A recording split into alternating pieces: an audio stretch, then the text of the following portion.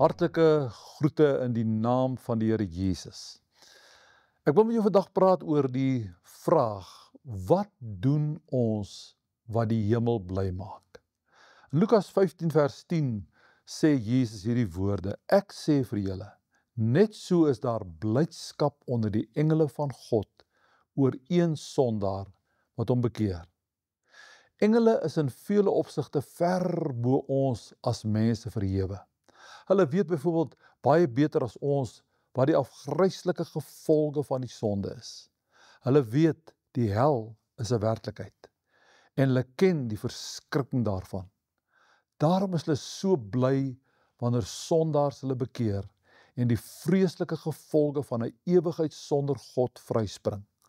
Aan die ander kant is die engele ook heerlik bewus van die wonderlikheid van die hemel en die heerlikheid wat wag op die wat Christus se offer aan die kruis aanvaar het.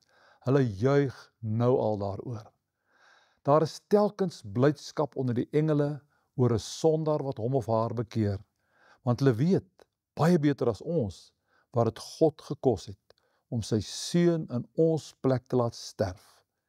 Jesus se menswording, die krib, sy vernedering, sy lyding, die kruis, elke sondaar wat huis toe kom, sê, dit was nie te vergeefs nie.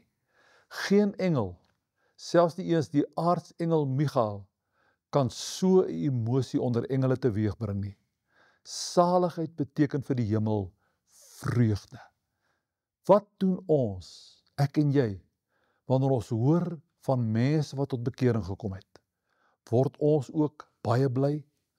Of laat die vreugde van die engele ons beskaamd staan?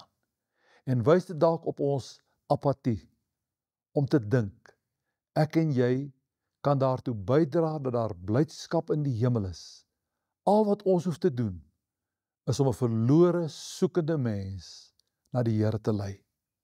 Miskien help hierdie vers ons om ons prioriteite in orde te kry. Wat doen ons wat die hemel bly maak? Kom ons vra daardie vraag vandag vir onsself. Kom ons bid daaroor. Here, ek dink daaraan dat baie dinge wat ek doen, dalk nie vir die hemel belangrik is nie.